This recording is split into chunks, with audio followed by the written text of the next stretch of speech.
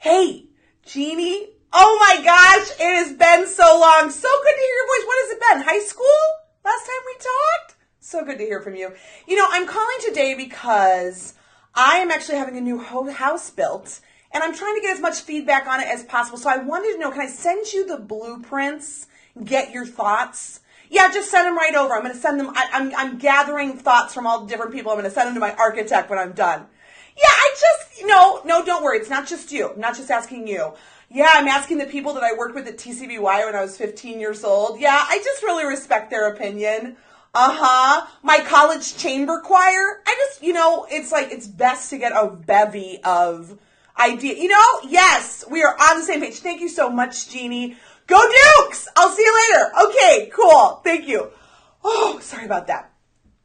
Sorry about that. Hey, it's RKA. It's another episode of Awkward Marketing. And today I'm talking about something super awkward. I'm talking about that thing that happens when, as a designer, I send over a client a bunch of logos and then I see them go over to Facebook and put it on their wall and say, hey, everybody anybody I've ever met in my entire life, can I get your feedback on this? Can you vote on your favorite? It's kind of like me building a new home and calling up Jeannie from high school, who I haven't talked to in 15 years, and getting her thoughts and sending them over to my architect.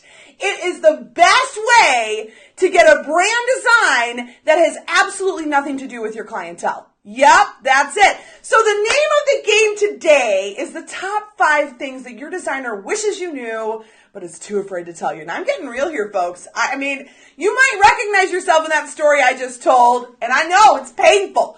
But the truth of the matter is, if you want to have a happy, long-term, sustainable, seamless relationship with your designer, that you're staying on budget, you're staying on timeline, and you're keeping your sanity, these are the 5 things that your designer really, really wants you to know so you can have the optimal success in your projects. So yeah. Probably already guessed that the example I just gave is on the list. So I'm just going to jump right in today. Hey everybody, so glad to see you here. Jacqueline is here. Heather's here. Oh my gosh, so much love. Love back to you. Love seeing you guys here today. So all right, let's dive right in. You've probably heard already the idea that your brand is not your logo. Well, what does that mean? Your brand is not your logo. Your brand is not your colors. Your brand is not your fonts. All these things, but what that statement leaves out is, what is a brand? What is a brand? So I'm going to go into this really lightly because I could spend all day talking to you about what a brand is. But in a nutshell, your brand is the experience your clients have when they're working with you. The experience your audience has when they're interacting with you and your content. It is what they think about when they think about you and your business. It's what they tell their friends. When they're just shooting the shit with their girlfriends, what are they talking about? How do they describe you? It's what they come to expect. It's what they're already just expecting when they work with you.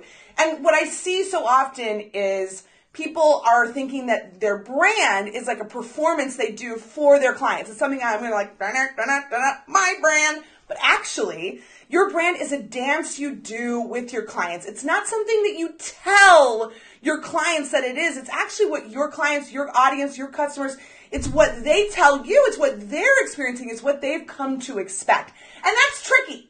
That's tricky. That's why everybody's so obsessed with branding. That's why branding is such a hot topic. That's why you want to hire an expert to help you with your branding. And of course, your branding, as I said before, is not your logo. You're going to do a whole heap of stuff when it comes to your brand strategy before you ever start talking about colors and fonts and graphics and textures and all that kind of stuff.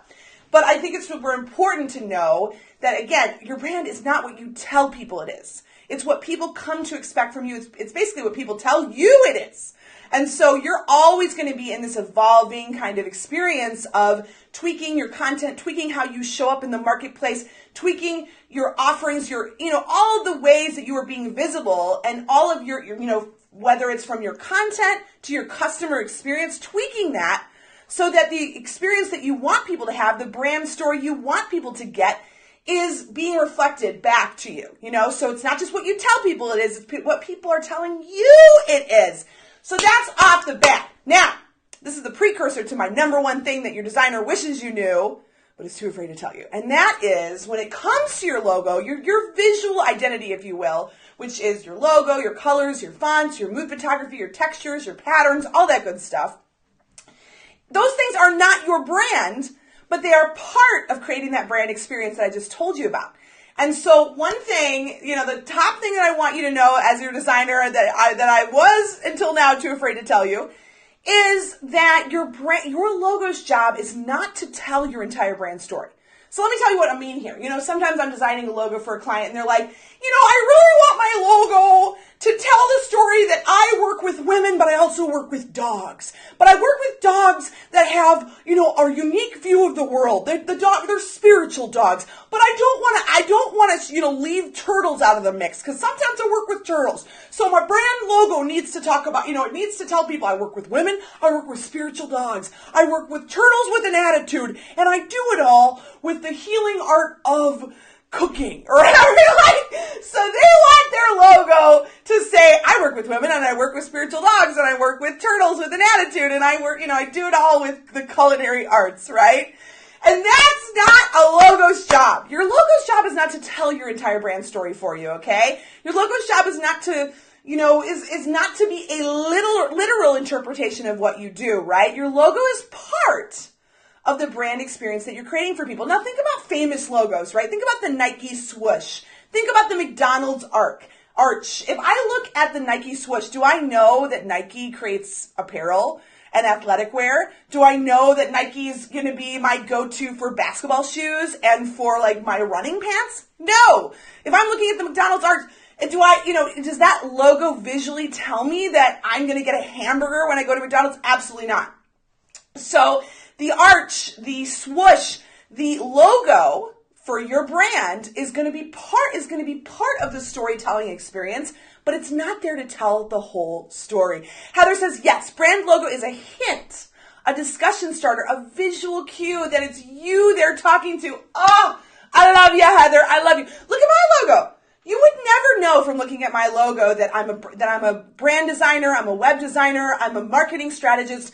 And so my logo's job is just as Heather so masterfully said. I couldn't have said it better myself. It's a hint. It's a discussion starter. It's a visual cue. So, of course, you're going to remember when you look at my logo, color. That's kind of, it's a nod to design. It's also a nod to my personality.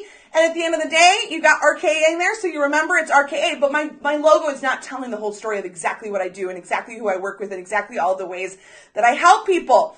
Michelle, a woman riding a turtle, eating a cupcake with a star above her head. LOL, nailed it. Michelle, you missed your calling. You got a new career in the design industry. Dave says, common thing I've seen is when I present designs to the client who loves it until passing it around the office, then requesting a dozen tweaks that reduces a purposeful whole into broken mishmash they could have done themselves. Oh my gosh. Preach. You've totally forecast what I'm going to be talking about in a couple minutes, Dave. I mean, I couldn't have said that better myself too. Oh my gosh, it's the worst. So I'm getting to that one in a second. So number one thing that your designer wishes you knew, but is too afraid to tell you, your logo's job is not to literally describe everything that your brand is all about. It's part of the experience. It's a visual cue, as Heather Craig, WordPress wizard, said. It is a discussion starter. It's a reminder of the relationship you have with your clients, but it's not telling the whole story. Piggybacking onto that, and this connects to what Dave just said so beautifully, your brand design is not for you. It's for your audience. It's for your customer. It's for your client. So often when I'm putting together a logo or a brand design with a client, they'll say, you know what? I decorate my house purely in reds and blacks. So that's what we're going to do. We're just going to, I'm going to send you a picture of my living room and go to town. Well, your brand design's job is not to be a photocopy of how you decorate your home or what colors that you like to wear or even like your lipstick, although I did happen to. The lipstick came after the brand, not vice versa. I got to say, I did match my lipstick to my logo today. Thank you very much. This is something that a lot of clients kind of come into the process with an idea that they're creating a brand design that is like a mirror of their own personality or is how they would dress or how they would decorate. And while those things are important, because of course, if you literally vomit every time you see the color red, then we probably don't want to put the color red in your logo because you're going to have to look at it over and over again. You're going to have to love it. But your brand design, again, it's for your clients, it's for your customer, it's for creating that brand experience I just told you about. It's not about your personal preferences. So that's something to keep in mind when you're going into a brand design experience. This is all about creating an unforgettable experience for your customer, not creating something that if you could turn your brand into a sweater that you would wear every day. You know what I'm saying? So that's number 2 thing that your designer wishes you knew, but is too afraid to tell you. Oh my gosh, BSH, my junior year English teacher is here in the house. Hello, BSH. So happy to see you. Funny that I just had a joke about asking my high school friends for their opinion on my brand. So, okay, that's number 2. Number 3, going right back to what Dave just said. Number 3 thing that I want you to know as your designer and that I'm no longer too afraid to tell you is that your Facebook friends or your friends in general are the absolute worst people to give you feedback on your logo. Whether they be Facebook friends, whether they be your office mates, whether it be like your mail carrier or the guy at the gym that's always next to you on the treadmill. No, resist the urge. And no, I know that there's so much temptation. You get a bunch of options from your designer and you're overwhelmed and you're excited with the options and you're struggling to choose. And so you kind of you give it up to the universe and you ask, please people help make this decision for me. But here's the thing. Your Facebook friends are not your ideal client. They're not. Okay, your office mates are not your ideal client. Your mail carrier, your friend's dog, your best friend from high school's sister's brother. Those are not your ideal clients. So you're just going to get a mishmash, as Dave said, of, a cornucopia of feedback that has absolutely no relevance to the brand experience that you're wanting to create for people, and is also not relevant because you're asking an audience that they're not going to be the people who are buying from you. They're not going to be the customers coming back time and time and time again. So please, for the love of God, oh my gosh, I cannot say this strongly enough.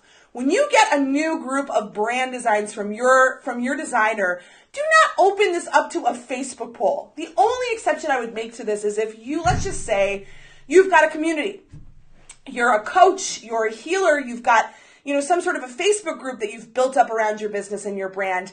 That is one case where I would give the exception of it's okay to open up a poll and ask for their opinion, because if you've got a community that you've built and the community is part of your business model, these people are your ideal clients. So the only exception I would make to doing polls to try to find out what's the best logo for you is if you've got a community that you've grown and this community is basically full of your ideal clients. So that's it. Just like your brand, your brand design is not for you, it's for your customer. Your Facebook friends are not your customers, so stop asking for their opinion. Stop doing Facebook polls with your logos. It's a bad idea. So let's switch it up a little bit. Talking about feedback, talking about, passing something around the office before you send it to your designer. One thing I want to say, in a number 4 thing your designer wishes you knew but is too afraid to tell you, is that if you want a designer, basically the old country buffet of designers, you're going to get what you pay for. Now, for all of you who don't know what the old country buffet is, I don't know, do they have them anywhere else but the Midwest? It is a buffet. I mean, if you know what a buffet is, you know what I'm talking about. It is a buffet that you go that's got every type of food option. You could get a basket full of French fries. You could get, soft served ice cream to your heart's content. You can get like a, Asian fusion, stir fry. Yeah, that's awkward marketing right there. You can get anything your heart can imagine. and for like $15, all right? And you can go up as many times as you want and fill your plate it's an all you can eat buffet. That's what it is. Now, as a child, I loved it, because I could get all you can eat soft serve ice cream. That was all I had. That was my mission in life, was just to eat as much soft serve ice cream as possible. But as an adult, I gotta say, it's lost its charm. And so I like to say this to clients. If you're looking for, not even clients, because my clients, I gotta tell you, are amazing and they don't treat me like the old country buffet of designers. But if that's what you're looking for, what do I mean by this? If you're looking for a designer that you're gonna be able to shoot feedback and just get unlimited revisions, unlimited tweaks, go back and back and back. Oh, wait, you know what? I know that we talked about this logo option, but actually, can you show me this to me with like a swirl on top and a curly Q and another font in the color orange? And if that's what you're looking for, then you're going to get what you pay for. You're going to get bargain basement quality designs. And here's the thing, Old Country Buffet is great when you're a kid who wants all-you-can-eat soft-serve ice cream, but remember, your brand design is not for you, it's for your client. And would you take your client to the Old Country Buffet as part of the sales experience? Because you're certainly not going to be getting filet mignon at the Old Country Buffet, right? You're not getting the best of the best. You're getting the bargain basement, cheapest, most affordable option, which, you know what, it'll fill your belly, but is that the experience? Is that the brand experience you want to be giving your customers? So when I'm working with a client, I've got constraints around the amount of revisions we do. I've got constraints around the amount of designs we present. Why? Because when I'm presenting designs to a client, I'm spending 10, 20, 30 hours on that design based on all of our conversations about the brand experience they want to create for their customers, based on their values, their mission, their value proposition, their offerings, the whole experience of their brand. And if I were to offer them unlimited revisions, well, I'll tell you what, I'm happy to do that if you can write me a blank check. You know what I'm saying? So if you're looking for a designer who's the Old Country Buffet of designers, you're going to get what you pay for. Hey, everybody. So I was just looking at the comments. Hey to everybody today. So that's number 4. That is the number 4 thing your designer wishes you knew, but is too afraid to tell you. And finally, I'm going to end on this talking about feedback, talking about back and forth. Number 5, nothing drives your designer crazier than receiving your feedback in tiny little micro emails split up over the course of several days or even weeks. Because this is what I'm talking about. So I'll send out a design to a client and I'll get a response right away. Love it! 5 minutes later, but actually, can we change that to the color purple? 5 minutes later, actually, I love the color purple, but what about if we used a different photo there? 10 minutes later, sorry, talked to my boss. He said that we need to move the purple to the green and change the pink to yellow. And can we switch the top photo with the bottom photo? Thank you very much. Tomorrow they're like, actually, you know what? I decided I'm going to change the copy on that homepage there. Can we just move that copy around? A couple hours later, they're like, sorry, the copy I sent you was not final. Here is the final copy. That's a surefire way to blow through your budget, massively explode your timeline, and make your designer secret. It's like the equivalent of pissing off a barista so they spit in your coffee. I hate to say it!